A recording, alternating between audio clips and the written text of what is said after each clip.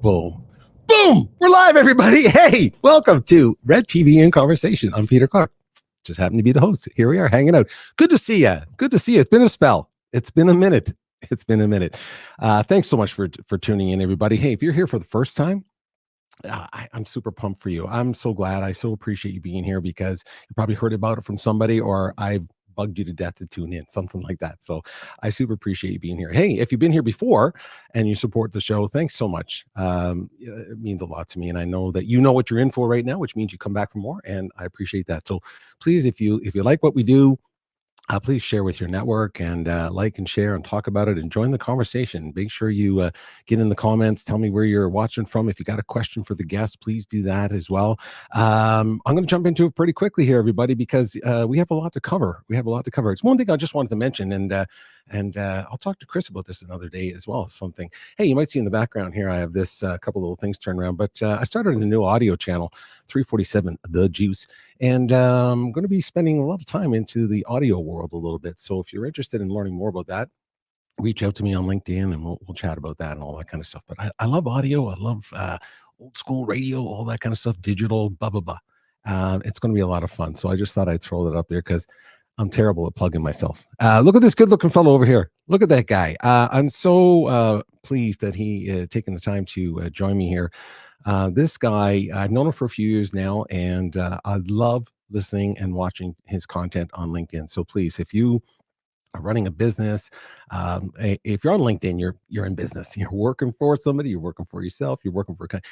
It's about branding, marketing, and everything in between. Everything to do with some of the biggest and largest brands in the world. And this gentleman here is I think, just one of the premier experts in the field, to be frank with you, just because of association. First of all, his ability to research and school himself on all subject matters of branding and marketing. But he's worked with the biggest brands in the world, like literally on the planet. And so I'm going to do a very, very quick intro, but please go to his LinkedIn page, find out a little bit more. Follow all the links and you'll know for real what I'm talking about here. He is an advisor. I'm just going to give you some things. Advisor, brand builder, marketer. He's the co-founder of Cult Collective. We're going to talk about that right away, an agency that he co-founded. He also is a co-founder of The Gathering, which is what we're going to talk about tonight as well, which is unbelievable. It's hard to explain what this thing is, to be frank with you. It's not a conference. It's an experience. It's an immersive experience is what it is. It's a vibrant community of people that come from all around the world, biggest brands in the world to people that are just interested in learning and being in that atmosphere. And it is just it's an experience. That's all I can say. And we're going to talk about a little bit about that as well. And the gathering is coming up in Banff, Alberta, Canada on October 23rd to 25th, 2024. So make sure, I'll have lots of information up about that today. He's a keynote speaker and author, and he's got a brand new book coming out. So that's what we're going to talk about that as well, because this book is, first of all, I love the title, right? What is truly possible? And I mean, that's good for life in general, but it's talking about branding and marketing and what companies can really do. And he's going to talk and share a little bit about the book, 40 stories of branding and go-to-market ideas that he's curated with over 100 brands that Cult Collective is basically evaluated as part of something called Brand Hall of Fame. We're going to talk about that as well. Lots of things to talk about. I love spending time with this guy. He's so sharp. He's so smart. Good looking fella too. Look at that guy over there. Good looking fella. He's traveling all the time. It's hard to get him anytime, but we have him tonight. So please welcome everybody. Chris Kneeland, how are you, my fine friend? Should we pause for the applause? Is there, where's the soundtrack? I'll put that in after. Sit down. Everyone sit down. Look at that guy over there. Hey, good to see you, my friend. How are you? I'm doing really well, Peter. It's a pleasure to reconnect with you, and we should be talking more often when we're not recording stuff, because it's just nice to chat with you. It is so. I appreciate you saying that, because I feel the same about you. When I'm in your presence, I'm a little awe. I'll be frank with you. So we just get a chance to say, hey, how are you doing? But we don't get a chance to kind of just have some conversation and just talk about life stuff. But again, I want to ask straight up. I know just before we jumped on, I asked this, but for everybody who's watching and stuff, you and your family, everyone good? Everyone healthy? Yes. We are healthy and doing really well. A fun little fun fact: 2 of my 3 children don't comprehend what I do for a living. They think working at a desk would be hell on earth. They are adrenaline junkies and they're wildland firefighters. So in the States, we've had an incredibly active fire season. It's just about tapering off. And I don't often think about, are my kids safe and well, until two of them start taking helicopters into remote parts of the world and chopping down trees and digging fire lines. But they've survived the season, and it was positive enough. They're going to do it again next year, I think.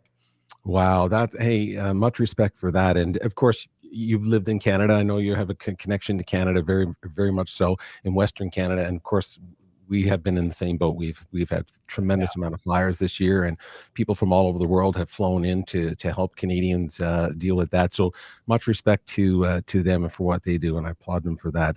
It's you know, like I said, it resonates with here in Canada. I know you're in we're kind of like, you're just a few hours south of us, and so right down Highway 2. It turns into it's really funny. My old residence is like 2 left turns to my new residence. You get on Glenmore, you go down to the Queen 2, it turns into I-15, and you exit south of Salt Lake and you get to my house. So it's very, very easy direction.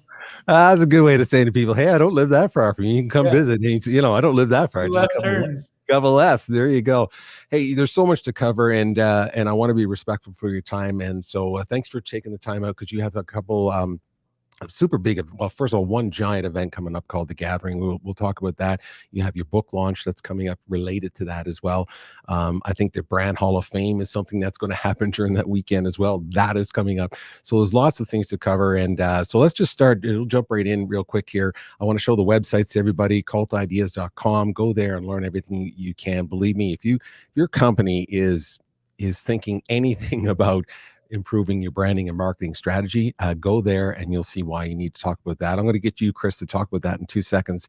Also, cultgathering.com is where you can learn more about the Gathering, the event itself that's happening in Banff, October 23rd to 25th, here in Banff, Alberta, just about an hour from my house. A couple lefts as well, and literally, let's see, it's about 3 or 4 lefts. That's about it. You're right about that. So, one of the greatest conferences you'll ever experience, and again, I use that word. It's an experience, everybody. It's an experience. So let's go down the path here a little bit. Let's talk about Cult Collective just a little bit, Chris, for people that don't know, because I guess that's really the anchor to some of this and the Gathering and so on. But let's talk about Cult Collective, and I'm going to bring up something that I want to talk about. But just tell people literally, what Cult Collective is, and then they can go to the website and learn a little bit more. What is it about? It's an advisory firm. We prioritize customer experience and customer engagement. That's different than, say, a traditional ad agency, which sort of prioritizes communications and creativity and media messaging, those sorts of things. That's part of the recipe. But the whole gist of why Cult exists is we saw so many brands chasing awareness when the best businesses were chasing advocacy. And you can't really advocate something you're not aware of, but advocacy moves the goalpost much further down the field than just spending all the time trying to fill the top of this alleged funnel that we were sold in grad school. We don't really subscribe to the purchase funnel methodology, and we believe that businesses can do a lot more than just get people to buy. We think that the best businesses get people to buy in to some greater purpose, to some greater community, to some greater outcome. And we're really inspired by business leaders that have that ambition. And so we try to help them. Fantastic. And yeah, again, I mentioned it earlier that you personally and your organization have worked with the biggest brands in the world. I mean, we're talking from NHL and NFL to those kinds of brands, and Coca-Cola. I mean, McDonald's, we can go on and on. Netflix. These are some of the biggest brands that iconic in the world that people recognize. This is something I wanted to ask you about, this, because just while we're still here on the collective here, customer emotional quotient. Can you just tell me a little bit what is that? Because I've been through the website thoroughly, and this seems to be like an anchor to this approach and philosophy that you have. Just in a nutshell, what exactly is CEQ that you refer to here? So you don't know this, but this is one of my most vehement soapboxes. So I'm going to do my best to not turn this entire show into a CEQ conversation. Okay. But, I did not know. I didn't know it was so sensitive. I really didn't. of all the things that you could have touched on, here's the reality. What gets measured gets done. That's a leadership and business acumen that I believe in. Most businesses over the past 20 years have subscribed to some form of customer engagement or brand health metric. And unfortunately, the lion's share of businesses have landed on Net Promoter Score as the KPI that's going to make them feel good that they're somehow improving their relevance in the marketplace. And I could not be more dismayed, more pissed off, pick an adjective. Like, Net Promoter Score has done more harm than good. It is an absolutely terrible brand health metric. There's a myriad of reasons why, but I've been railing against it for years, but I haven't. It's easy to be critical. It's sometimes much harder to be constructive. So we partnered with a group out of Toronto to say, well, what is the right way then? If these flaws of Net Promoter Score are as pervasive as I claim, is there a way to replace them with something better? And so after a couple of years, we're pleased to say the answer is yes. CEQ is a way to measure the health of your brand based on the engagement of your audiences, using a similar sort of simplicity of the one thing that Net Promoter Score is good at is it's kind of one question. What it's terrible at is actually being predictive of future outcomes or being prescriptive of if your score is going up or down, you don't really know why. So it is a better tool to measure, and we are not, we're humble enough to realize that it's going to take a while to become as prevalent as NPS. But the good news is we no longer are the lone crazy people in the wilderness saying how bad NPS is. I think most of the industry has recognized its deficiencies. We have to let them know that there is a better way, and that's what CEQ represents. Right. And are you suggesting that when you actually have these conversations with some of these, whether it's a brand that you've worked, let's say it's a brand that you haven't worked with before, they have a reputation, these kinds of things, are you having to, is this a place where you actually have to convince them to some degree to look at this, or they're aware of this and they're just, we haven't implemented it before? The problem is that NPS is transcended from doing what it was supposed to do, and now it's just an executive comp metric. So many people's bonuses are tied to improving NPS, which is why when you buy something, the associate will say, you're going to get an email, please give me a 10, or my family's not going to, get Christmas presents this year. Like they guilt you into giving them a high score now because so much comp has been tied into it. So in a perfect world, I'd say throw it in the garbage and let's do something new. More times than not, we have to compromise and say, in addition to NPS, let's bolt in some extra questions that actually matter so that you can kind of have your cake and eat it too. Got it. Wow. Okay, everybody. I hope you, again, dig into this a little bit. We could, like you said, we could spend a whole show on that alone right there. But let's put up the website again, cultideas.com, everybody.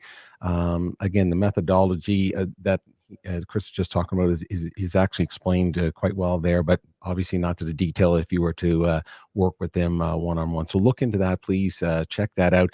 Let's move along here, my friend, because again, there's so much to cover, and I appreciate you talking. Let's jump right into the gathering here. Man, oh man, I try to explain this to people. I know that you've been talking about it for a decade now. So how you explain what that is to people is a little bit beyond my vocabulary, but here we go. Here it is. I'm going to put up the website so people can kind of get a sense of what we're talking about here. But, in a nutshell, which is really difficult to do, 10 years of amazing gatherings. What is this thing so that people can get excited and come out and see you in a couple of weeks? I struggle like you do, Peter, because it's almost easier to say what it's not than to say what it is. We sometimes shun the word conference. We've kind of landed on summit which kind of is a play on words of it being buried in the Canadian Rockies there at the peaks of these mountains. But it's a coming together. It is literally a gathering of like-minded people who have bigger ambitions for their careers and for their companies, who are maybe disenfranchised with the way that branding and marketing is sort of devolved into just, performance ads and Super Bowl commercials. It's people that want to create wild success, but also wild significance. They're chasing something bigger and more meaningful. You used a word in your intro that I love, which is immersive.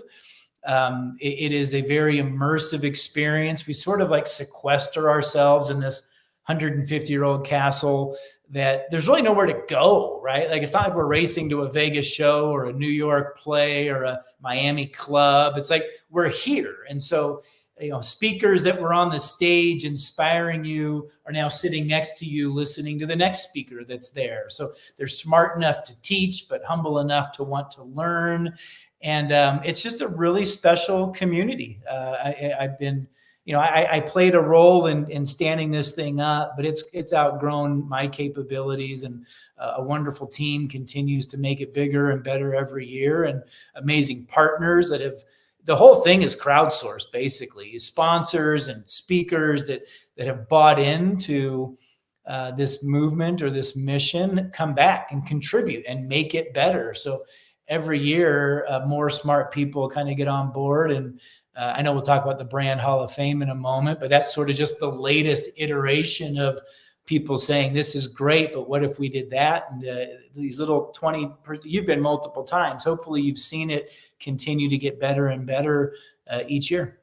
Absolutely. It's funny. I do want to mention something specific that I know I recognized, and I think I'm going to try to, somewhere in the show here, I think that I was thinking about it. I said, I think maybe I'll bring it up there. But now that we're on it, I'll just mention this to you. I have seen the progression. And one of the things I really felt last year, and I mean this in the kindest way, so forgive me. I have a limited vocabulary, so I'm trying to find the words to express it. But I found the emotion, the depth of the empathy, compassion, the caring, all of the soft skills, if you will, of being a human being. Forget it that we're talking business. I'm just talking. I felt that. I felt that from when you spoke. I felt that from when Ryan Gill spoke. Each time a member of the organization got up and said, "Hey, it was the 10th year of the decade," and so on, and I felt this shift happening where it wasn't just, we're not getting together just to talk about, and when I say just, branding and marketing, and we're networking and all that stuff. No, we're here, like you said, we're sequestered. We're immersing ourselves in this subject matter, but we're immersing ourselves in a relationship. Did I pick that up right, or did I just get emotional? I think you did. I'm happy to hear you say that. We've been intentional about two things. One, coming out of COVID, the number one attribute of great leaders shifted from what used to be about charisma or vision setting or confidence to EQ. It became much more about emotional intelligence. And so we wanted to mirror that in some of the presenters that we put up on the stage, and give ourselves permission to kind of talk about these tectonic plates that shifted beneath us over a very short period of time, over a period of 2 or 3 years, when our world got turned upside down. And it wasn't just COVID. During that same period of time, there was a lot of civil rights unrest and the George Floyd stuff. There was also what they called the Great Resignation, where a lot of employees sort of took their lives back and had a new sense of purpose in their lives. So I think you're picked up on the fact that the leaders of yesteryear are different than the leaders of the future. And then the second thing is as we coach speakers, they have to really come in with a degree of trust, because in their day jobs, they have to have all the answers. Their organizations look to them as the smartest person in the room. But when they come to our event, we get to be like, you guys can be honest. We know you're making it up as you go along. And that's not necessarily a bad thing. Let's be vulnerable with each other. Let's admit that we're scared. Let's admit that we can't keep up, particularly in marketing. This is the highest turnover position in the C-suite. It's got the shortest tenure, which means that there's a fundamental flaw with the way that we're going about doing business and the way that we're perceived and the way our organizations are using us. I just learned recently, only 3% of publicly traded boards even have a marketer on the board. So it's like how do we just acknowledge that maybe we lost the script a little bit? And I think that's what's nice is we can be that vulnerable with each other because it's a safe space. And I think that we that instantly, a lot of times people think you have to be really close in order to be vulnerable. And what we learned from Brene Brown years ago at the gathering was that the exact opposite is true. You create closeness by leading with vulnerability. So that's what we're trying to help the people that take the stages. You're not on the stage because you're perfect. You're on the stage because we aspire what you're trying to accomplish, and sharing your flaws and showing your warts is sometimes more endearing and enlightening than trying to show the thing that went perfectly. Yeah, or getting up there, like you said, and pontificating of how clever, how smart, all of the different tools and tactics and strategies versus, I love that what you said about vulnerability and being raw and real and just realizing that, yeah, I'm human too, and I have doubts and fears, and I go to sleep. I'm worried about things working out in a particular way. I'm worried about my family, and it all just transcends into the conversation. I really felt that. I must say, and I don't know if it was a conscious effort, but whatever it was, it certainly stuck out for me. I just want to acknowledge a couple of people that are watching us right now. Pat Lepofsky, good to see you, my friend. He's a coach, trainer here in Calgary, Alberta, and appreciate that. Bill, thanks for tuning in. Much appreciate that. Good conversation with you, and happy travels to you. I hope you're safe and sound and doing all the thing. Here's Gary Ellis here in Calgary. He's going to make his way out to Banff, so looking forward to seeing you out there and so on. And Melody from, thank you for tuning in from Massachusetts. Always good to see you, Melody. Yes, vulnerability is a strength and it's not a weakness. And absolutely, it's so important that no matter where we are in business, that we have these conversations. But I found it out there, especially last year. So kudos to everything that you guys have been doing. Hey, let's jump over to one part of the gathering here. Let me just bring that up again. I want to show something that I thought was interesting because I've been following all your posts. And first of all, I'll say it again. I'll say it with you here.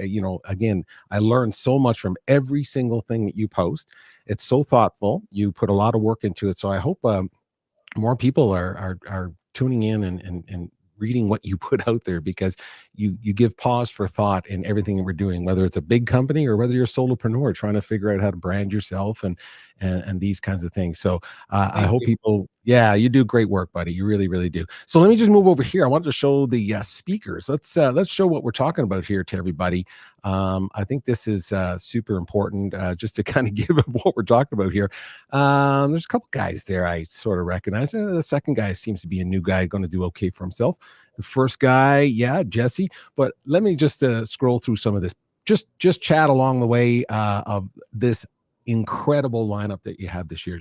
Go ahead. I'll just scroll through. Well, I mean, let's start with the first two. I'm often asked, like, who am I most excited to see? I'm fanboying over Jesse Cole right now. I don't know him. I get to interview him on stage on Friday, but if he ran an agency, I think it would be Cult. He happens to be the owner of a baseball team. He's got his holding company is called Fans First. He's very much about experience. He spends $0 on advertising. He has a couple million people on a wait list to get into his venue. It's he's going to be recognized as well with a bit of a, Peter, we do this Tony Hsieh Gala, and we recognize in Calgary, we had James from Fiasco Gelato, who I think's maybe been on your show. If not, you got to get him on your show. But Jesse's out of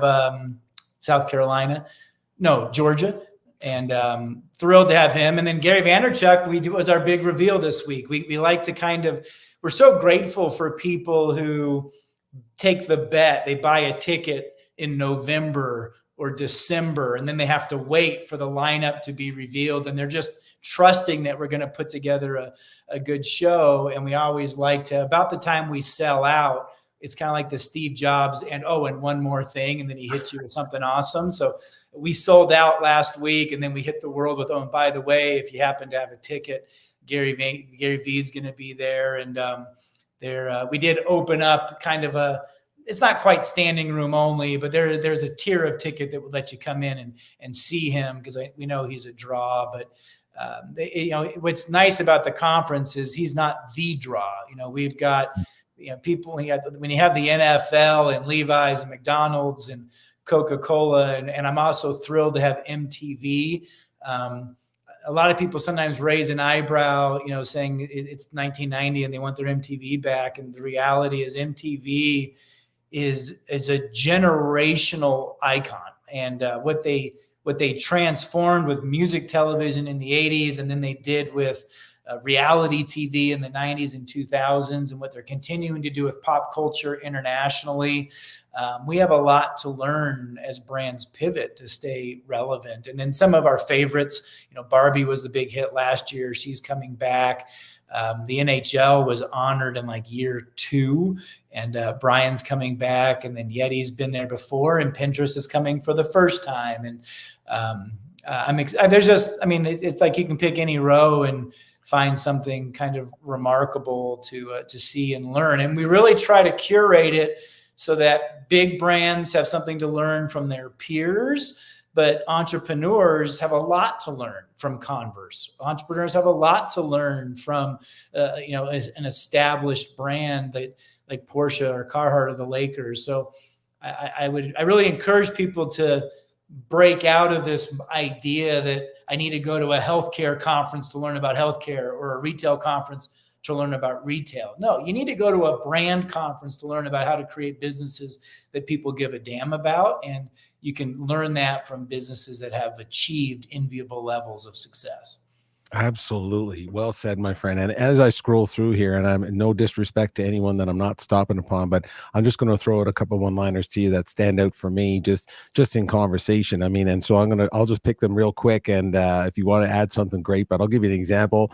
Chatted with this fine, good-looking young fella for the first time a couple of days ago, a fellow musician, and he lives over in Maine. He's coming out for his first talk, and just love his energy. So I know he's super excited and he's feeling a little out of place. So that's the excitement of that. Matt represents a couple of things. That's a friendship that was birthed out of the gathering. It's just an example of a connection that was made. He ended up getting a bunch of clients from the event, including my business partner. But what Matt should have zero imposter syndrome here. His own story, his own success, not just in business, but in life, is wildly inspiring. And that's a big part of the gathering. We want to help you have a better career. We want to help you have a better company, and we want to help you become the best version of yourself. And Matt represents all three of those things in a really great way. Absolutely. And one of the things here, another thing that jumps out at me, Chris, is that, for example, we often forget, I know I certainly don't, because it's literally always on the top of my mind about, corporate social responsibility and philanthropy and giving back and connection to community and all that stuff. And here's an example right here. You would have, sick kids and nonprofits. We also have, I think, the Boys and Girls Club of America. These kinds of organizations are standing side by side with PepsiCo and Coca-Cola and the NFL. And yet, again, we're all in the same boat, having that similar conversation of, like you said, building something that's relevant and meaningful to people.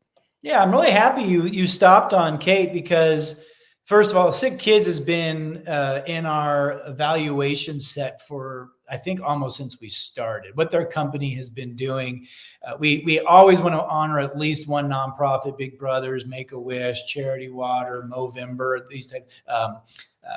Greenpeace, which is really fun, bringing Greenpeace to Alberta. I remember that one. I was there for that one. I remember. Yeah, it's nonprofits done well understand the importance of branding, understand the importance of alumni and donor donations, but relationship, not just transactions. And Sick Kids does some remarkable work, and I'm really happy that they've kind of been a runner-up for many, many years. And it's great that they finally get on the stage. Absolutely. And if I'm not mistaken, here we go. That's, we're talking about Big Brothers. Met this gentleman as well. Great speaker. Yeah, great. So if he wasn't the head of Big Brothers, Big Sisters, I think he'd be a preacher. Like, he just has that sort of presence and that way to draw you in and inspire you, and give a giant amen at the end when he finishes talking. Absolutely. And again, these things like in Q as an example, if you want a guy to inspire you in a way that maybe not necessarily you would expect to hear or see at this kind of conference, but I think you guys just rocketed this thing to the moon by bringing someone like this gentleman. So if you can explain a little bit about the well, I mean that's a 100% a testament to my business partner. When I saw that he was not just coming, but he was going to be the opening keynote. We always try to start with we always try to bookend the day with some of our more polished and professional speakers. I was like, what are we doing? And I don't think it was called slam poetry, but there was some version of his profession. I mean, there's no doubting his credentials. He's an Emmy Award winner. He's done this sorts of thing in boardrooms and in conferences bigger than ours. But he was such a pleasant. We rarely bring people back for encore performances. This will be his third year because he just sets the tone so perfectly to say, let's get real with each other. Don't be here in character. Take off the mask and let's be really human. And InQ's amazing. Absolutely. And I just again, I know the Yeti story and stuff, but right here, even on this on this row here, here's the example. I mean, you have PepsiCo and Coca-Cola, and again, it's not about the duking it out. It's about that, like you said, this mutual respect of saying, hey, I might be up on the stage 1 minute, but as soon as you get up, I'm going to sit in the front row and take some notes and listen as well. I just think that's just there's the example of how powerful the gathering is. Yeah, very. I think it's a coincidence they ended up on the same row, but it is a nice metaphor for right. We all can learn something from somebody.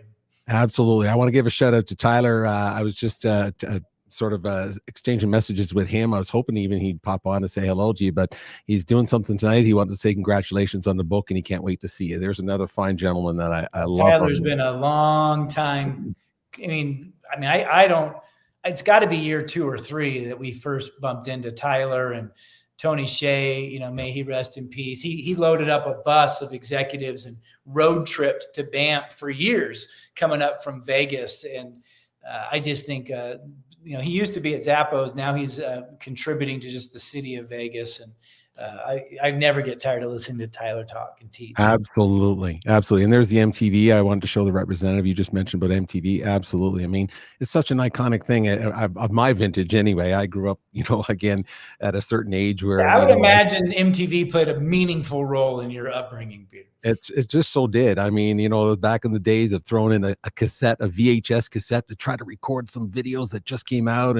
And again, music was playing such a huge role in pop culture at that point because it was so new. I mean, the idea that you could see an artist actually perform something, or even if they were lip syncing to a story, it was so different and so new. And then the conversations that they would have, and it was just like, as you said, just very iconic brand. And by no stretch of the imagination has it lost that idea of such a vintage brand. It's no different than Levi's. Let's face it, it's been around forever, but it's not going anywhere. That is for sure. There's a good looking person right there. I want you to mention a little shout out to I mean, every time I see her, it's like, I don't even know how to explain it. It's like a natural phenomenon. It's like there's something, I don't know. It's like a hurricane. It's like a tornado, but it's friendly. It doesn't hurt you. The word I would use is she's a force of nature for sure. There you go. She's on I'm actually hopeful she's going to make it. We're running into some scheduling conflicts. Why? Because she's on the Real Housewives of LA right now, which is crazy. So right. She's continuing to explore different creative outlets.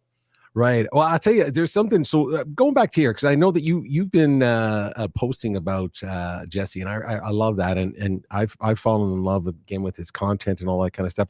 I just want to play something for you real quick. And then just want you to kind of come back and comment on it. It's just something that I found, and I thought, you know what, I just want to ask Chris about this. You've actually touched upon it already when you were talking about him, but just let me throw this up a little bit and we'll have a look. Attention is the game. P.T. Barnum didn't have social media, didn't have TV, didn't have radio, didn't have internet, and he created something worldwide. He knew how to create attention. We spend $0 on advertising. We spent everything thinking what would make a fan say you wouldn't believe what they did tonight at the ballpark. So take away all the TV, take away all the radio, take away all social media. And if we're doing 10 to 15 crazy things every single night that people have never seen before on a baseball field, 40,000 people hopefully will tell people that say, you have to see what the Savannah Mariners did. You wouldn't believe what they did tonight. So yes, social media has been a catalyst. It has driven us, and we will continue to utilize it, but we're still focused on that experience every single night at the ballpark for that one fan that comes in for the first time with their bucket list trip. They got to have an experience they'll never ever forget. That's where everything starts for us. So good. Oh. Right. I love this, what he said there. And he was talking like, take social media. Yeah, it was a catalyst and so on. He said, but he basically he just said, you could take that away from us and we're still going to do what we do because we're trying to build something, or we are building something very experiential where literally, if we didn't have social media, you're going to have 10, 20, 30, 40,000 people go away and tell 2 or 3 of their friends and so on. What is the message there, do you think, really about that? Because I found that super powerful to think that they're doing something that really you would think demands to be successful on TikTok or Instagram, even though they are. But I think they could build this and have built it even without it. So what's the message, do you think, inside of that for other brands? Yeah, I mean, his predecessors, sometimes I'm going to ask him on stage how he feels about being sort of called the Harlem Globetrotters of baseball. I think that's a compliment. I'm a fan of what the Globetrotters have done, but the Globetrotters are almost a 100-year-old organization. So they clearly cracked some code long before TikTok came around. That said, it doesn't hurt. My favorite clip of what I just saw, I think yesterday, with the bananas. You know how in baseball, if the batter gets hit by a pitch, sometimes they'll storm the mound. In this scenario, the batter got hit and he storms the mound, and both benches clear into an on-field pillow fight. Everybody had pillows and were hitting each other, and it's like, that's just designed to go viral. It's so good. But Jesse and I both are in love with the same word. I would argue it's the only non-negotiable of the 8 cult brand principles, but it's remarkable. And too many brands confuse what that means, thinking that being remarkable is they bend over backwards, trying to be extraordinary or flawless at something. And the synonym that best matches remarkability is buzzworthiness or notable. It's like literally the root is to remark. And so he doesn't hope that there's word of mouth. He forces word of mouth by creating moments that create remarkable conversations, lighting the bat on fire and swinging it. You don't see that every day. So that causes you to say, what did you do last night? I saw some guy hitting a baseball with a bat on fire. Like, that's unique. That's novel. And it's also on brand. Some brands try to do lame stunts that aren't aligned with their core ethos. But this is baseball. This is fun. This is kids. This is family. This is entertainment. And so he's just a master of it. And I don't think many Canadians know who he is. And because it's sold out and because it's fairly new, I think they're maybe 6 years old. I'm glad that it's one of my favorite things. We shined a spotlight on TikTok because they were a worldwide phenomenon. We shined a spotlight on Yeti. We like to find Fiasco Gelatos or Filson, like these brands that might be established, but they're niche. And so if you're not a hardcore fisherman, maybe you don't know about Costa sunglasses. And so we want to be able to say these brands are incredible and they should be up there with the Starbucks and the Nikes, and the Apples of the world. Absolutely. I'm so excited. And just to be transparent, I mean this sincerely. I followed him before he was announced to come on to the event, to the gathering. And just everything you just explained, I was the same way. I was just watching him and I'd listen to he puts up these 1 minute little talks on LinkedIn once a week. And I watched a few of his keynotes on YouTube, and again, just his personal story of how they built this thing and what it took and the belief and that right there. Again, that's just worth the admission right there, just to see what this person has done with something that you would say gosh, does the world really need that? Is that what what the world needs? And apparently, yeah, that's what it needs. And anyway, very, very inspiring guy. So appreciate the fact that you guys saw that and bringing him this way. Hey, let's move on to the brand. I got to jump into this brand Hall of Fame, because this is all tied together with everything that you've been doing with the Gathering. And of course, it starts with Cult, the Gathering, and now we're moving on to brand Hall of Fame. Tell us a little bit about this, because this is the new exciting thing that really last year was sort of announced and mentioned, but it was mentioned in basically a 54-second little clip that Ryan did on the stage, and that was pretty much it. But share us what this is about, and this will also tie into your book as well. So tell us a little bit about brand Hall of Fame. Two things happened when we decided to celebrate the brands of the decade, the cult brands of the decade last year. One, when we started looking at who the contenders were, the honorees, if you will, these were no longer niche companies. Like sometimes the idea of being a cult brand, you might say it has a high passion, but very low market share, or very, it's very regional, or it's very specialized. And when you start honoring, these, Range Rover, there's nothing niche about Range Rover, and there's nothing niche anymore about, Yeti and some of these brands that Converse. And so we thought maybe we have to change the language of what makes these brands special, just so that there's a clear connotation. And then as a bit of a researcher, the more interesting thing was going back in time, looking at data historically versus every year we were doing something very topical. And then when we got to the decade, we had to go back in time, and we were quite encouraged by what the research could reveal, that wasn't just who's having a moment today. And then we got greedy. We were like, well, shoot, if we could go back 10 years, could we go back 100 years? Like, what sort of data could we collect from that? And it was way too complicated for our existing capabilities. So we had to find a new partner, BAM Analytics, shout out to them out of Toronto, that have been measuring brand, literally, Peter. In fact, I don't even use the real number because it's so unbelievable, but it was over 4 billion data points. And so when you're dealing with that number, your brain can't comprehend it. Certainly AI helps and processing power helps, but they were able to go back into the Wayback Machine. And we were saying, if that's true now, why don't we go for the 100 best brands of the past 100 years? Branding as we know it, it was invented around the 1920s. Unfortunately, back then it was mostly with cigarettes, but with the advent of television and the popularity of radio and some of these mass channels, as a discipline, branding and marketing was kind of kicked off around, say, 1924, 1925. So we were like, well, we're kind of at that century mark. So wouldn't it be cool to enshrine the 100 best brands of the past 100 years? And shockingly to us, no place did that. We have dozens, maybe even hundreds of ways to award the best Super Bowl commercial or the coolest campaign of the year.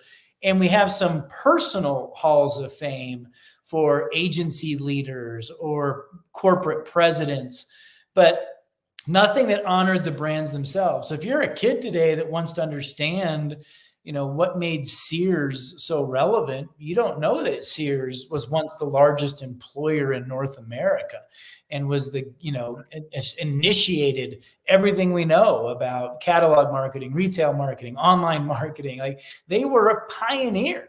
And yeah, they have fallen off, but that doesn't take away, in my mind, the awesomeness of what they contributed to our craft. So we're trying to preserve that. And we changed a bit of the methodology. Here's a good example. Like, we got a lot of other smart people from industry, from academia, from trade, from analytics, and from client side. And they're helping us with the qualitative portion of it. And we're just absolutely thrilled about it. And we're just getting started. I mean, we're inducting the first 5 this year. But we have envisioned a destination, a place, much like Cooperstown for baseball, or the Great Hockey Hall of Fame in Toronto there. And it's quite ambitious. And again, anybody that knows my business partner knows he doesn't dream small. And so we think it's a really notable first step. Fantastic. So So I want to make sure I'm understanding what you're saying here. Are we talking like there's a physical place that I can go next year or next month where not next year or next month, but that is on our roadmap. So, right, that's the road. I see. Got it. It will be step one is create a criteria. How would you begin to do it? So unlike the gatherings, previous honorees, this is a North American recognition. So we've honored Lego in the past, or Red Bull in the past, or Porsche. They're not eligible. This has to be North American born, North American based. We've also instituted a tenure threshold. You have to be at least 25 years old. This can't be, so a brand as remarkable as Airbnb, they're not eligible. They're not old enough to be able to be in this selection criteria. So the first step was applying the science. The next step is getting people to give a damn, to join the crusade that branding is as important as musicians or as athletes or as celebrities. And then we will begin a roaming exhibit, and then the roaming exhibit will become a permanent installation. So that's sort of the 10-year roadmap. Wow. And it's fascinating to hear this idea. And let's face it, we all have gone to sleep thinking about, you always think, well, there's got to be something like that out there. You think, right? You just go, there's got to be something. And branding and marketing is a pretty big subject matter. And you're like, no, there's nothing like that. And so it blew my mind. That was my very first thought of, surely somebody with bigger resources and more prestige than us could have created this thing, and they didn't. And so the old adage, if not us, who? If not now, when? kind of thing came to our minds. And luckily, like I said, if you look at the partners, I'm thrilled that Adweek is participating. I'm thrilled that big brands have gotten behind it. I'm thrilled that prestigious institutions like Northwestern have gotten behind it, so that I want it to be very pure. I want there to be a lot of credibility behind the process, so that when you're inducted, there's kind of this, well, of course, those brands would be in there because of their contribution to our craft. Right.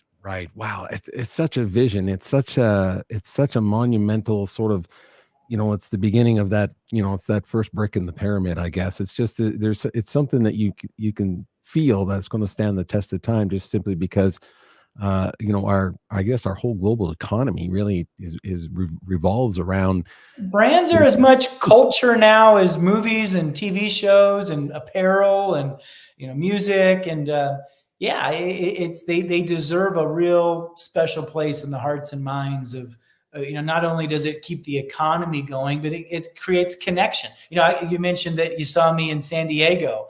That's a company that created a product, Spikeball, that has resulted in 500 typically singles showing up on a Tuesday night to make some human connection, and not like in a creepy Tinder kind of way. This isn't about, hooking up. This is about, I've moved to San Diego and I don't have any friends. I mean, loneliness is an epidemic.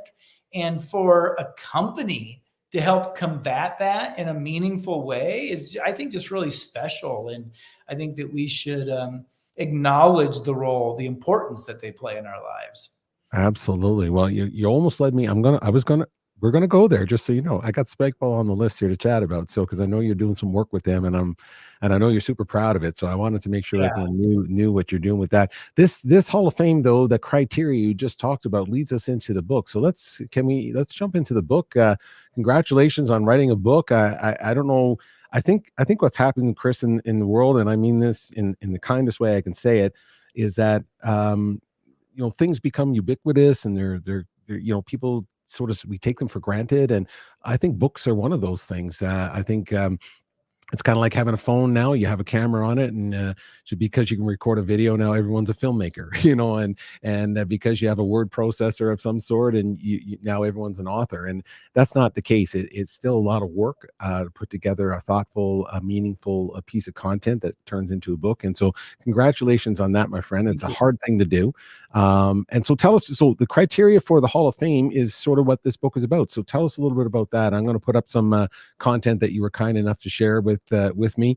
Everyone, just so you know, very quickly, this is not literally the landing page just yet. You can't order it right this second, but Chris will tell you a little bit about it as we go through it. So share Yeah, us about this is a work in progress. The book is at the printer as we speak to have copies available at the gathering. I always give a keynote address. This year, my address will be essentially a book report highlighting some of my favorite learnings from the book. What I think of the book as two things. One, it felt very selfish. I have this very privileged seat where I get to look under the hood of all of these brands and hear these amazing stories. I shouldn't be the sole beneficiary of what I'm learning. And so the gathering is a way to say, you got to hear this amazing thing about MTV, and better yet, let's just have the person from MTV tell you directly. But that's 3 days, and it's expensive, and it's a level of effort to get to the Rocky Mountains. And so books are low cost ways to distribute information. It's an attempt to help marketers increase their odds of success by applying the patterns. I refer to them as the attributes. My first book, shameless plug, was about the principles that should govern marketing. And those are universal truths. This is different. This is about observations that I see patterns to say I'm not saying you have to do this, but I'm saying if you want to hedge your bets and you have two choices, do the one that leans into this attribute of what a great brand does. So I have fun anecdotes. I'm very sensitive to sort of the Twitter generation. So, I don't tell the entire story of Levi's. I pick one specific anecdote. In this case, I talk about their role in changing Casual Friday. Casual Friday, as society knew it, I think we're kind of at casual every day now, but that was a big, big cultural thing. Sort of like if you think about in our lifetime, we had to deal with remote work and what's going to happen to productivity and should we allow people to work from anywhere. 20 years ago, it was what happens if they're not wearing a suit, if you're a male, or a dress to work, and wearing a Hawaiian shirt on Friday. You had CEOs saying this is going to be the end of our company, kind of a thing. And Levi's use with Dockers created really what is the definition of business casual today. And that's a company. That's a company having a cultural impact. Was it self-serving? Of course it was. It resulted in selling billions of dollars in khakis, but it also had I think it advanced our thinking in our society, and it made work more familiar and more comfortable and a nicer place to go. So I shared a few, Peter, in my things like the Michelin star restaurant guide being a gimmick from the Michelin Tire Company. And people are like, what? I never associated those two things together before. And so the Guinness Book of World Records being a gimmick from the Guinness Brewing Company. And so I was like, maybe these stories aren't as pervasive as I think that they are. And so I try to document them. That is fantastic. I can't wait to dig into this. And like you said, I think it's really self-aware that you recognize that you really do. You have this special seat in the world of branding right now, in the world of marketing, and again, with an international feel, a global feel, and brands that have literally like changed our lives. And I'll date myself to your point about the Fridays. I mean, I went to a school where I didn't have a uniform, but I had to wear a collar shirt, that's for sure. And there was no jeans, and everything was corduroys or whatever you had at that point. I totally dated myself there. But the idea of wearing sweatpants or jeans or anything like that. Lululemons, could you imagine women wearing Lulus to the office when we were growing up?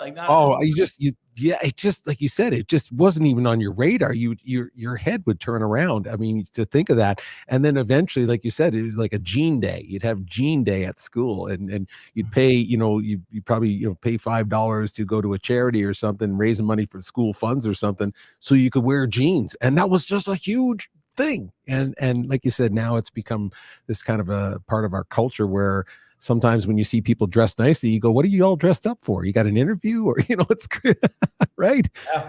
It's fascinating. So, hey, listen, congratulations on this book. I think, again, to me, putting together these stories is going to help every single person that's thinking about anything to do with their own brand. Like you said, you always have something to learn. Even if you're a solopreneur or a small business, you can learn from the likes of a Nike or a Yeti or something of that nature. I mean, there are lessons that we can all apply. The scales and the numbers can change, but the human connection is the same. So appreciate you doing that. I think it's fantastic. Hey, listen, I know we've gone over. I still have a couple questions for you. Are you still good for time? I want to keep you if I can. Let's do it. Okay, my friend, let's jump right into it here. AI. I had to talk to you about AI a little bit. I mean, if I can't, it's everywhere. I mean, I know that I'm learning about it and using it and playing with it, and I think that every business is doing that right now. So let's talk about that for 2 seconds. Tell us a little bit about your thinking about this, about how AI is kind of revolutionizing pretty much everything right now. How can brands leverage that? How can they use AI and that kind of technology to build these relationships we're talking about, to deeper connections with their audience, when the audience is thinking, is this real? Is this not real? Like, what's your thoughts on that, about building these human connections? I think there's real, not real, in the sense of things like ethical things like deep fakes. Did Trump really say that, or did somebody make up that? So I don't spend a lot of time professionally worrying about real or not real. I worry about valuable or not valuable. Like, is this making my interaction with the brand better or not? I'm not frankly on the AI bandwagon. I think that it is a neat tool. We've been doing chatbot AI work for years, like improving how people get customer service. Like, I don't care if it's a chat that's helping me book my online reservation or get a table at a restaurant or check me into my flight or whatever. Like, it's just ways to make us more productive and more efficient. I think AI is radically changing things like the design tools. My designer was showing me, I have a designer that works for me that was showing me how, what would have taken him a week in Photoshop is taking him, from 7 days to 7 minutes. And so we can crank out more content. It could be more professional. So certainly AI is disruptive in terms of people needing to, get better at their craft. But I don't think of AI as something that's going to change my relationship with a brand. It's going to be, are they using AI tools to make me, access some privilege or get my loyalty points better or something like that. So if it was AI in advertising, I might feel differently. If it was AI in marketing, there's different. But branding is an emotional state that is achieved by a whole host of tactics that AI may or may not be able to make more efficient. Wow, I appreciate that insight. And one of the reasons is I think there's going to be a lot of people. Hopefully, I'm going to I'll slice and dice this up a little bit and share this with solopreneurs, entrepreneurs, small business people. This idea of personal branding and these kinds of things. So since AI has come along, the ability to create content very quickly, and to your point, whether it's emotional or not, there's a confusion. I think there might be a confusion of quantity of content, and then of course the AI is creating it at high quality, but is it valuable? And so I'm hoping that solopreneurs and young businesses will hear what you just said. There is a difference between if you're branding yourself using AI versus if you're using it for advertising or marketing strategies, these kinds of things. I heard that right. Is that how I heard you? I mean, if I was starting a business, I wouldn't think it's going to be so much easier because I have AI or going to be so much harder because I have AI. You still have to create a product people want. You still have to find an easy way for them to access it. You still have to make the product and the relationship meaningful and feel good and price it correctly. And, so yes, AI is going to change everything the way the internet changed everything, but it doesn't mean it's just going to give you more stuff that you're going to have to get really good at. And I used AI to help me write my book. I would be able to say, here's some information that I've got. Help me edit this down to 500 words, right? Sure. And then, so it's like, it's a tool, but I mean, I have lots of tools. I'm not on this bandwagon that's like, stop everything you're doing and it's all AI all the time. It says, I really subscribe to the Scott Gallowayism that AI is not going to put you out of work. Somebody who knows how to use AI is going to put you out of work. So our responsibility is to get really good at the tools of our craft. And some disciplines are being much more disrupted than others by it. Yeah. Okay. Well said, my friend. Well said. Hey, I'm going to go into a territory. It's impossible not to do this. We don't have to go down specifics. This is not the purpose of it, really, to be frank with you. It's really just talking about mood and talk about what? It's really just talking about mood and temperature of what the world is doing at any particular time. And I'm referring to, politics. Obviously, you're living south of the border. You have an upcoming election. It's who's running? I forget who's running. It doesn't matter. It doesn't matter. There's two sides to this. That's probably really where I'm going with it. And listen, it's in Canada as well. You know this. I mean, you traveled to Canada once. Probably once or twice or once a month or so. You say to come up with your company, and you've lived here, so you know this. Politically charged world we're in right now, and especially again around this time in a 4-year cycle for the United States, let's say. And again, let's face it. I mean, the United States pushes the buttons for the world when it comes to economics, pop culture, music, movie. I mean, influence, brands, all these kinds of things. I guess the question is how important it is for those brands right now. You traveled that country, your country specifically. You're all over the place in that country. You go, I'm sure, all the way to Texas and Florida and New York, and then you're back in San Diego and then in Utah and so on. How important is it for brands right now to kind of take a stand, do you think, on either social or political issues, or can neutrality still be, in vogue, if you will? How do you think that plays out? I think so.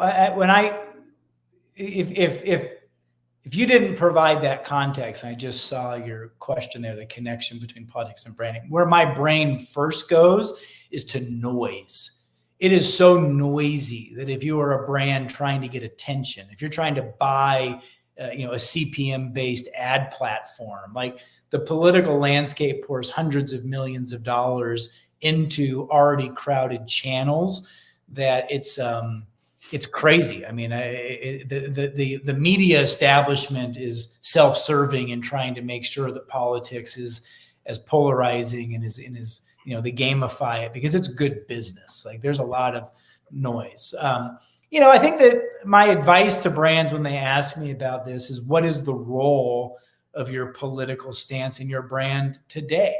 If you're Patagonia, you have always been about protecting the environment, and that leans towards some more liberal policies in the States, where he literally typed on the back of the shirts, "Vote the asshole out," when Donald Trump was president. Like, he was unapologetically political. And there are some brands like that, Hobby Lobby, Chick-fil-A, Shields, where Lush is a wildly liberal brand that it's on brand for them to be vocal and wear their politics on their sleeve. There's a lot of brands that aren't. And you need to resist the temptation for the CEO's personal platform or personal preferences to become the brand's platform and preferences. Like, I don't need my peanut butter to be political. I just want it to be delicious, kind of a thing. So I'd say don't wait for an election year to decide, are you jumping into the fray or not. I was listening to a podcast this morning with the NFL, and they understood that the disunity that an election year creates. So their brand platform this year was all about coming together for the love of sport and creating a unifier. Let's give us a safe haven where we can debate, are you a Chargers fan or a Steelers fan? And let's make that the most significant debate that we have to worry about, not women's rights or gun violence or these macro issues, because we want to go to sport to escape some of the stress and chaos of our daily lives. And so I think they were very smart to understand the political environment, avoid picking a side, and giving us an alternative that was very on brand for them. Right. So again, the connection for you when you're talking to a brand, and even if it's a smaller company, very regional, let's say, the two don't necessarily have to play off of each other. I just think of, like, for example, the Bud Light thing as an example. Yeah. It's When high stakes poker. Bud Light put the fear of God in every brand leader.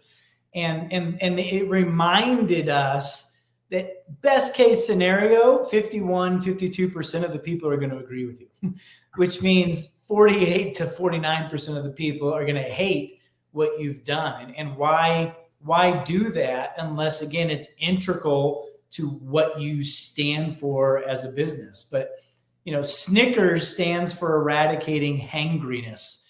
I don't need them to pick a side of my presidential candidate. Just keep helping me have a midday delicious snack that prevents my stomach from growling, and that's good enough. I got it. Again, this is a subject matter we can just do the spin for a while. I want to talk about this one here. I'm going to put up a little stat generally, and then I want you to kind of share, if you will, this conversation about generations and branding. And the reason why I say that, I'm just wondering, is that something that comes up a lot, even in conversations that you have with people? The idea that there's these multiple generations now, obviously, that we're appealing to, and the idea of how their expectations as consumers, change with age and their access to technology, and what the past used to be and what the future is going to be. So this idea of, like, for example, Gen Zs and alpha generations and these kinds of things, does that change the message, do you think, of the future of how messaging and engagement is going to be? And are some of these brands, the legacy ones, going to be left behind? Because, again, you can only put so much information in front of baby boomers and millennials, and now we're moving towards Gen Z and alpha, which speak different languages and spend time on different. I was reminded of how I'm not a Gen Zer when I went down the rabbit hole of Nutter Butter's social media. It's kind of trending right now. It's just so. I just by definition cannot understand it. It's insane. But I guess I have a couple of thoughts. There's way too much emphasis, I think, placed on younger generations. They are trendsetters, but they're not big spenders. I think we're going to get to spike ball in a moment. The challenge between spike ball and pickleball is spike ball's target audience is 13 to 23, and pickleball's target audience is 40 to 60. You know what 40 to 60-year-olds have that 13 to 23-year-olds don't have? Money and discretionary time. Yeah. So I think we often are accused of it. We as marketers, as an industry, are accused of ageism, where we forget that the 50+ crowd has all of the disposable cash, and so they don't have the same sex appeal as maybe an 18-year-old does that everybody's clamoring for. But I think it's a bit of a head fake, and we should remind ourselves that the older generation is still great. And then one of the things I love about the gathering, like every year we've had a Centurion, a Coca-Cola, a Carhartt, that has a John Deere that's been around for over 100 years. Like, just imagine what they have to do to continue to remain relevant to the next generation without alienating the one before. That's some mental gymnastics. That's not an easy thing to do. And, the channels change. One might gravitate towards TikTok, one might gravitate towards Facebook, and one might gravitate towards a newspaper. But the intentions don't change. We have to be relevant. We have to add value. We have to engage. We have to welcome them into a tribe that they feel like these people get me. And so I'm not as hung up, kind of like AI, like generational marketing is just the reality. It's just marketing, which is relevance. And if there's new audiences that we have to be relevant to, that's no different than helping a brand go international, or helping a brand now attract women, or helping a brand attract Hispanics. Good marketers understand how to target to audiences based on their feelings, beliefs, and attitudes. And as the next generation comes in, you have to make sure, are we up to date on what these people are thinking, feeling, doing? Wow, lots to unpack in there, but yeah, no, thank you. I'm fascinated by it because of some of the things we just talked about: AI, the access to new technology, Web 3.0, blockchain, all these things that seem to be, again, very alpha and Gen Z, and And I'm just wondering how brands and marketers are going to, continue to try to still have that personal connection and all those, the things we talked about earlier, the soft, touchy, feely stuff, when technology seems to be moving so quickly and so fast. So let me give you a thought on this, because I think that we are so in love with shiny objects, and we're so quick to say this is the hot new thing and this thing is dead. Like, we speak in such hyperbole because we live in this generation of clickbait. I've landed on a metaphor. I'll try it out with you and your audience that I love, is that branding is to marketing is to advertising, as finance is to accounting is to bookkeeping. Have there been new tools that have made bookkeeping easier? Yes. Are there new ways, more efficient ways to submit your taxes or to do financial strategies? Yes. Are there more ways to go to market with a SPAC or public or VC? Yes. But the principles are still true. Finance is very strategic and the smart deployment of capital to create a return. And accounting is about the day-to-day management of cash flow and financial reporting. And bookkeeping is about getting the bills paid on time. And they're just things that have to get done. So branding and marketing and advertising are changing because of the tools, but the principles have not changed. They're still foundational. And so audiences will come and go and AI tools will come and go, but I think we shouldn't be as fussed about the people that got carried away with NFTs, right? Yes. They didn't have the principles right. They were expecting some tactic to become more important than the foundation. And I don't get fussed about the tactics because I'm worried about brands don't have their foundations right. It's like if you're building a house. Now I'm mixing my metaphors, but like, do you want to talk about, what color the outside of the house should be, or do we want to fix the fact that the foundation's cratering, right? It's like, no, let's fix the foundation because that wall's tumbling down if we don't level this thing, or, if we don't keep the foundation flat. No, that makes a lot of sense. And I think, again, just like you said, there's so much information and there's so much hyperbole, if you will, about these things that, I think that's life in general, isn't it? We forget the foundation, our ability to have conversation, for example. I mean, just all of these different things that we're experiencing now seems to be because technology seems to want to push us so fast that we can't have time to catch up to our thoughts. But I appreciate you sharing those ideas about that. You just mentioned something that I know is close to your heart. I'm just learning about it now through you. So let's talk about, what is this? What is Spikeball? What is this thing? What is this thing? I've been watching videos. I'm like, okay. Pull up a picture of the thing on my head. I thought that you were absolutely. Are you kidding me? I said, this guy. You always have a trick up your sleeve or something. Oh, no, this guy. I was like, what is he doing? He's up to something. Like, what is this thing? And I said, what is that logo? I mean, come on. Like, this guy's passionate. Like, just like Jesse with the Savannah bananas. I love when I'm pleasantly surprised that something that exists that aligns with the principles that I'm teaching, right? Like, it's just always, it's a nice reminder that how powerful these things are. And when I stumbled upon this brand and this community, and I just realized they're doing everything I've been preaching, not because I've been preaching, and I'm not taking credit for their success. It's just that the leadership and the founders, through luck or through discipline, have been adhering to certain principles that I hold so dear, and to see it come to fruition in ways that are improving people's lives, it just makes me happy. And I've gotten the privilege to do some, we call it fractional CMO, but you kind of go in on a part-time basis, and you're not just their agency, you have a seat at the executive table, you get to have a bigger voice on certain things. And this is like an onion that I just keep peeling it back and back. I love it for a few reasons. It's privately held, and the leader, the founder, the CEO has had multiple opportunities to exit this business for generational wealth kind of money. And he's resisted that temptation because he wants to build something special. So that's courageous and inspiring. It's so accessible. It's a $60, $70 set. It's like, you don't have to rent out a sheet of ice. You don't have to buy thousands of dollars of equipment. You don't have to find 20 friends to get a pickup game of football. It's kind of like basketball or soccer in the sense that you need one thing. You need a ball and a hoop, or you need a ball and a net. And so I love that low-income communities, lower-income countries can play this game and benefit from it. I love the fact that we're not just building a company, we're building a sport. We want this thing to become an Olympic sport. And so, half of our day is figuring out how do we make money. And the other half of the day is figuring out how do you create tournaments and rank players and make it more watchable and get deals with ESPN to air it. And so it's so fascinating to me, all the nuances that can make it just really, really dynamic. It's just super fun to play.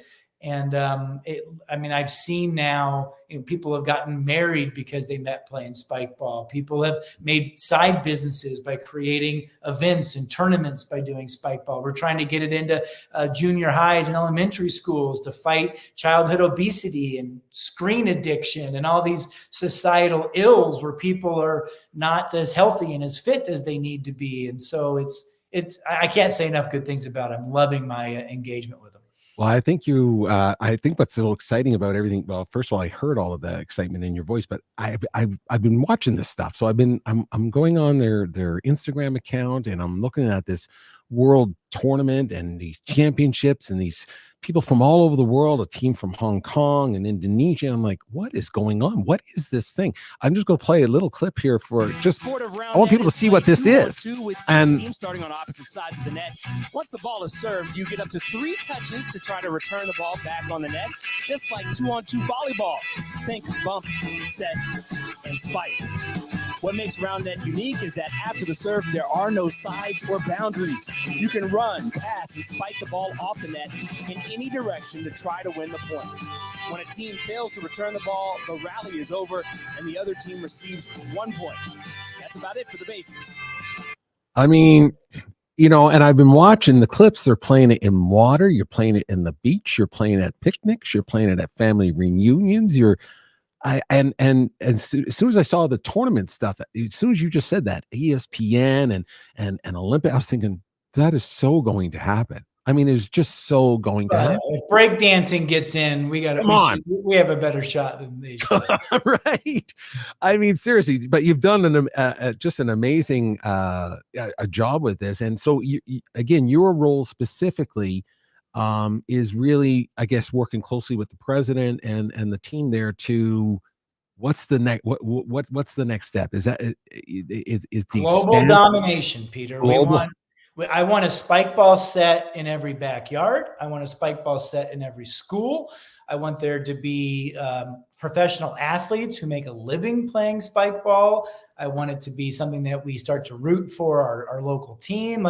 People think of pickleball as this overnight success. Pickleball is 65 years old.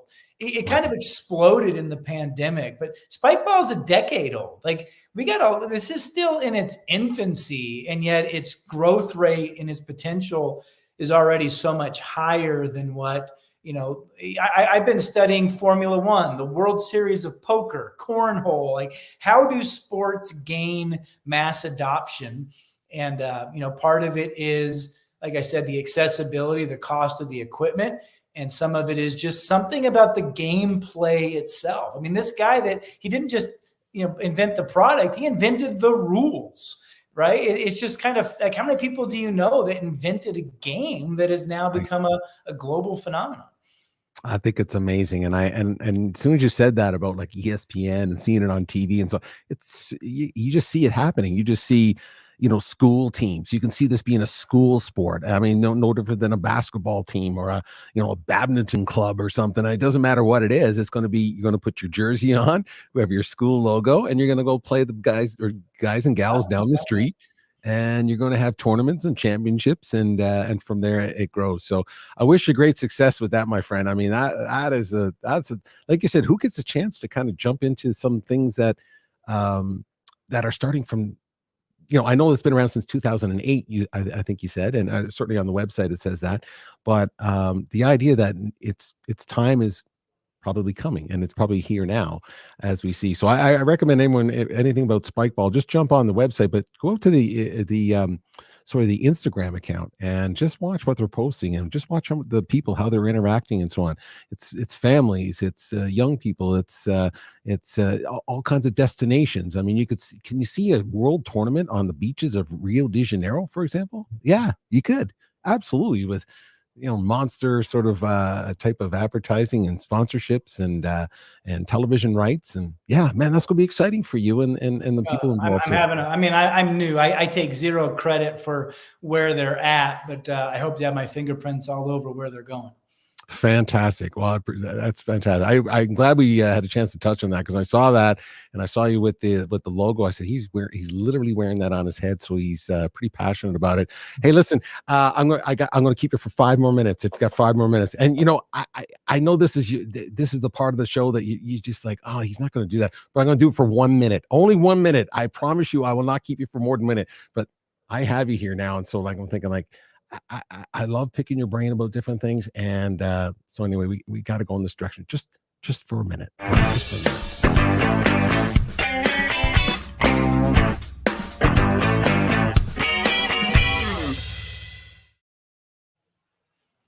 All right, the branding edition, this or that. It's really simple, but I'm going to put it in this context. I don't want you to think one or the other, because sometimes I've asked you that in the past, one or the other, where it's just one and then we dismiss the other.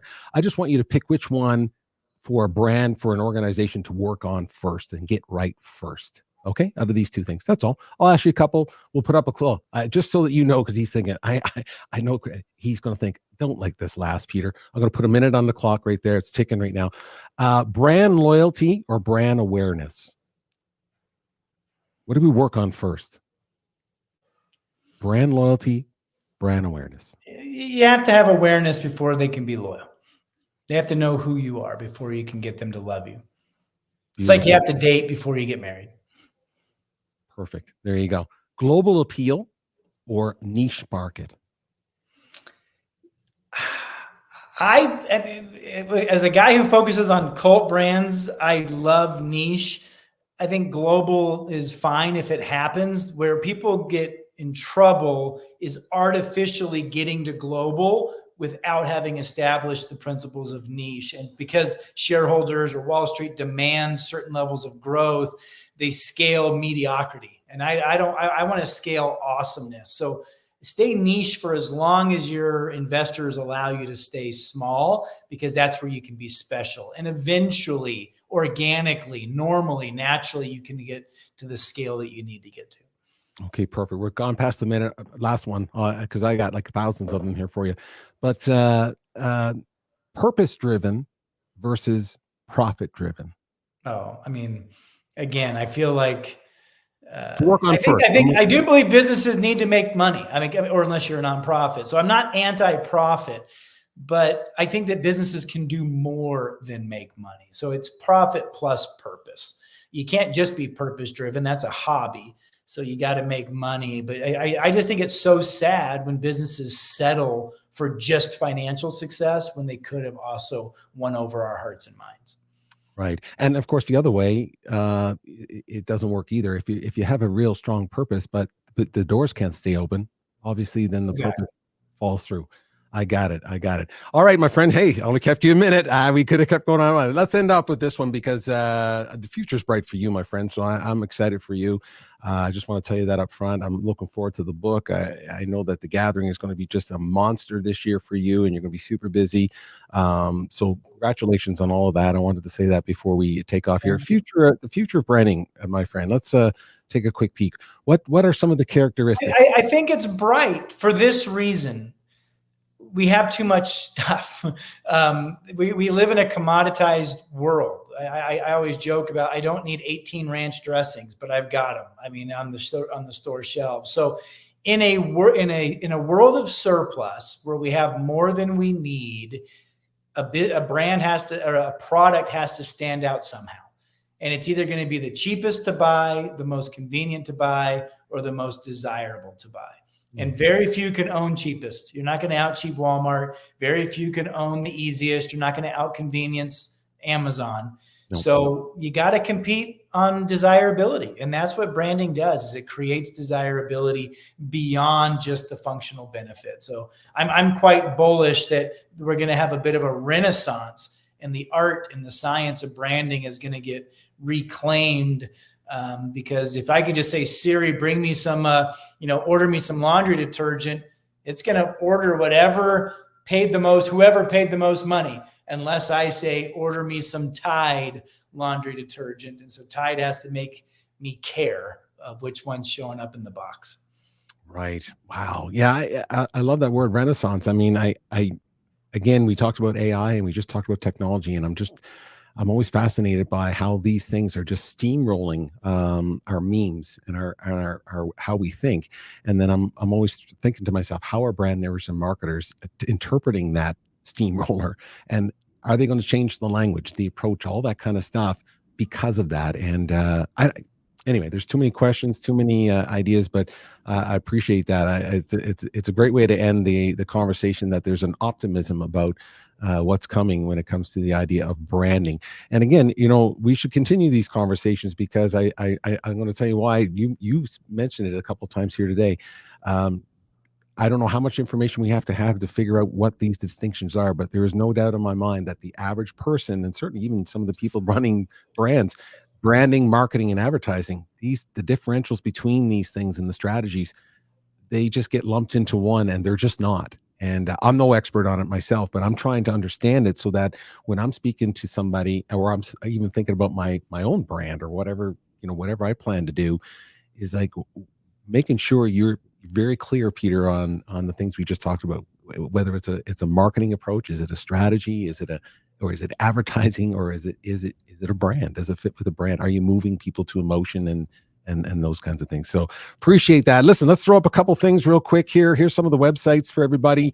cultideas.com. You can reach out to Chris and his team there. Please do yourself a favor on that.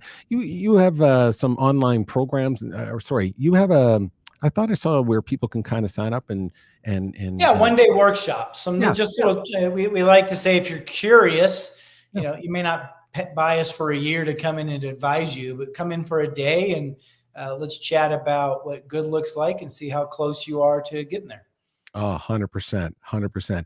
And of course, cultgathering, everybody.com, cultgathering.com. That's for coming up on October 23rd to 25th, 2024 here in Banff, Alberta, Canada. When I say here, because I'm just about an hour away, but it's again, a collective of global personalities and people, and really the brand part of it is actually, you'll find out, is just going to be part of the experience. It's going to be the human connection, and like we talked about earlier, very immersive. So please check out cultgathering.com, everybody, and learn more about that. Hey, Chris, always a pleasure to talk to you, my fine friend. I so appreciate the time. We have so much here that I'll cut it up and make sure we get some more information out there as part of this conversation. Because again, I hope more people will tune into your LinkedIn profile and see the articles you write and the posts that you put up. Always learn something, and you can apply it to $1 billion company, or you can apply it to a solopreneur. And I still appreciate you putting that stuff out there. And I like highlighting people who are helping other people, and I think that's what you do. So appreciate that, my fine friend. Appreciate that. So everybody, thanks for tuning in. What I'm going to do, Chris, is I'm going to play the video of last year's roundup of the gathering. So for people to really get a sense. That's great. Yeah, I'm gonna play that up. I'm gonna let that go for everybody. Please stick around and watch that. And hey, just jump on a plane, come out and visit. Jump in the car, come out and see us. You'll be very grateful that you did that. It's been a pleasure to chat with you, my fine friend. I hope that this has brought you value. I know that everyone, just so you know, be transparent. I promised 45 minutes, and look what I've done. And double. I gave him, this counts as 2 shows. I'll cut it up, but 2 shows, part 1, part 2. Yeah, absolutely. Hey, it could be 4-part series for what we just did right there. Appreciate it. Stick around, Chris, for a little bit if you can. As we talked about, I'll see you on the back end there. Everybody else, thanks for tuning in. We're going to play a little bit about the gathering so you can learn more about that. And you certainly know how I always end this thing and life in general. Hey, just be kind out there. Okay? Be kind. That's all you got to do, everybody. Just be kind out there. That's all you got to do. Seriously, that's all you got to do. All right. Thanks, Chris. We'll see everybody next time. Looking forward to it. Check this out. You're going to love the gathering. See you next time.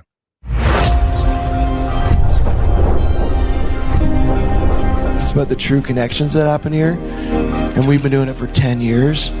Because when communities unite around something they care about, they can and will do really extraordinary things. And it's that it is good to have an end to journey toward.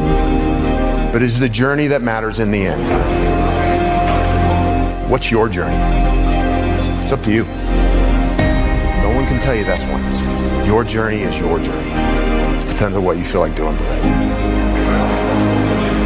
The reality is very few businesses will achieve cult-like status. That's why we honor them. They are the exception. And so this isn't just the end of a chapter. I believe it's the end of a book.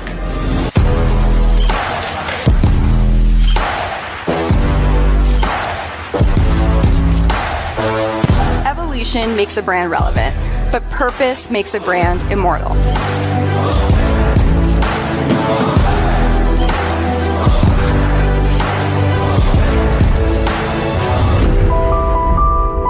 Bring the most diverse people from all backgrounds, from all communities, a village, a gathering together to be an ecosystem around them. Because that's the power of being here, is how do we help each other to advance?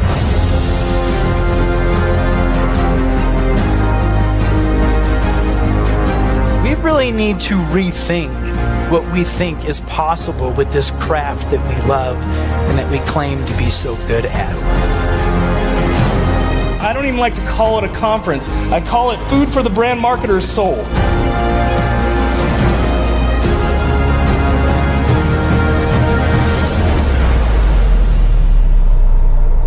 The gathering has never been just an event.